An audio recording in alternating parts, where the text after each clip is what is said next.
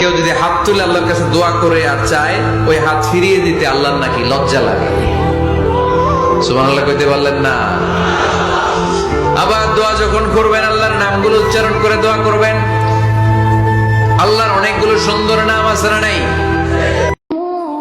জীবনে চলার পথে আমাদের গন্তব্য যদি ঠিক না থাকে, তাহলে আমরা খুব সহজেই ক্লান্ত হয়ে পড়বো। কথা কি বুঝতে পারছেন? জীবনে চলার পথে আমাদের গন্তব্য যদি ঠিক না হয়, আমরা খুব সহজেই ক্লান্ত হয়ে পড়বো।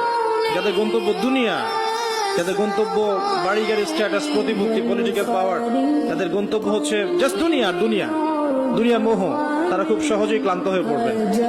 কিন্তু আল্লাহর পথে যারা পথযাত্রী, যাদের গন্তব্য জান্নাত, তারা কখনো ক্লান্ত হয় না। আমি দুনিয়াতে এসেছি কেন?